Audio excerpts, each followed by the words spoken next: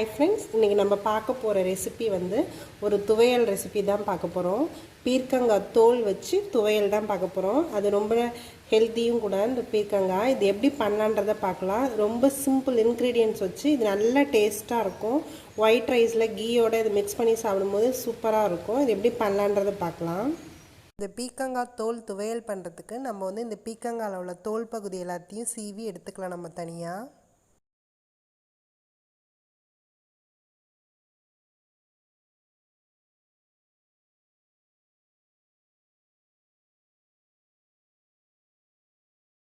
இந்த பீர்க்கங்காய் தோல் துவையல் பண்ணுறதுக்கு நான் வந்து இந்த தோலெல்லாம் நல்லா வாஷ் பண்ணி எடுத்து வச்சுருக்கேன். இதை வந்து நம்ம ஃபஸ்ட்டு இதை மட்டும் நம்ம வதக்கி எடுத்துக்கலாம். இந்த தோல் வதக்கிறதுக்கு நான் வந்து கடாயில் கொஞ்சமாக எண்ணெய் எடுத்துக்கிறேன். இது நல்லா ஹீட் ஆகட்டும். இந்த பீர்க்கங்காய் தோல் துவையல் பண்ணுறதுக்கு எண்ணெய் நல்லா ஹீட் ஆகிடுச்சு. நான் வந்து இதில் கடலைப்பருப்பு ஒரு 2 ஸ்பூன் ஆட் பண்ணிக்கிறேன். உளுந்து வந்து 1 ஸ்பூன் ஆட் பண்ணிக்கிறேன். இது நல்லா நம்ம வறுத்துக்கலாம். 1 ஸ்பூன் வந்து வெள்ளை எள்ளு சேர்க்குறேன். இது வந்து நல்லா நம்ம செவக்க வறுத்துக்கணும். இது நல்லா ப்ரௌன் ஆகணும். அந்த வாசம் வர வரைக்கும் இது நல்லா வறுக்கணும். நம்ம இது நல்லா லைட் ப்ரௌன் ஆகிடுச்சு, நல்லாவே வறுத்துச்சு. இப்போ வந்து நம்ம இந்த பீஸா கட் பண்ணி வச்சுருக்கேன் இந்த பீர்க்கங்காய் தோலை வந்து இதில் ஆட் பண்ணிக்கலாம்.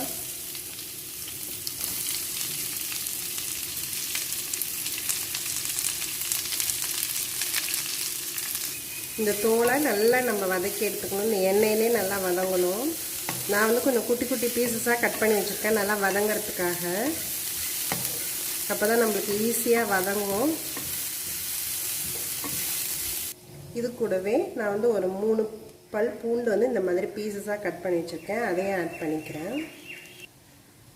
நான் வந்து ஒரு 6 நம்பர் வந்து வரமிளகாய் எடுத்திருக்கேன். அதையும் ஆட் பண்ணிக்கிறேன். இது எல்லாமே நல்லா நம்ம வதக்கி எடுத்துக்கலாம். தோல் நல்லா வதங்கிடுச்சு. நான் இதிலே கொஞ்சமாக தேங்காய் ஆட் பண்ணிக்கிறேன். இந்த தேங்காய் கூடவே நான் கொஞ்சமாக கொத்தமல்லியும் ஆட் பண்ணிக்கிறேன். இது வாசத்துக்காக தான் சேர்க்குறேன். இது கூடவே நான் வந்து ஒரு புளியும் சேர்த்துக்கிறேன். இது எல்லாத்தையும் நல்லா சும்மா லைட்டாக வதக்கினா போதும், ரொம்ப வதக்க தேவையில்லை. இது ரெடி ஆகிடுச்சு. இதை வந்து நல்லா கூல் ஆனோன்னே நம்ம இதை நல்லா மிக்சியில் ஃபைனாக அரைச்சி எடுத்துக்கலாம். பீர்க்கங்காய் தோல் துவையலுக்கு நம்ம ஒரு தாளிப்பு ரெடி பண்ணிக்கலாம். அதுக்கு நான் வந்து எண்ணெய் எடுத்திருக்கேன். இது நல்லா ஹீட் ஆகட்டும்.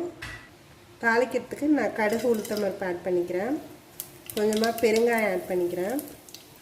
ஒரே ஒரு வரமிளகா ஆட் பண்ணிக்கிறேன். நான் ஆல்ரெடி சட்னியிலே நான் மிளகா ஆட் பண்ணியிருக்கனால சும்மா தாளிக்கிறதுக்காக மட்டும்தான் ஆட் பண்ணியிருக்கேன். இப்போ இந்த அரைச்சி வச்ச சட்னியை நம்ம இதில் ஆட் பண்ணிக்கலாம். நான் சால்ட் ஆட் பண்ணிக்கிறேன். இந்த சட்னிக்கு தேவையான அளவுக்கு நான் ஆட் பண்ணி, நான் முதல்ல ஆட் பண்ணல, இப்போ தான் ஆட் பண்ணுறேன். இந்த பீர்க்கங்காய் தோல் துவையல் ரெடி ஆகிடுச்சு. இது வந்து நல்லா ஒயிட் ரைஸோட கீ போட்டு இது சாப்பிடும்போது நல்லாயிருக்கும். இது இட்லி தோசைக்குமே நல்லாயிருக்கும், சப்பாத்திக்கும் இது நல்லாயிருக்கும். எல்லாத்துக்குமே இது நல்லா சூட் ஆகும். இது நீங்களும் ட்ரை பண்ணி பாருங்கள். என்னோடய வீடியோஸ் எல்லாத்தையும் பாருங்கள். மறக்காமல் எங்கள் சேனலை சப்ஸ்கிரைப் பண்ணுங்கள்.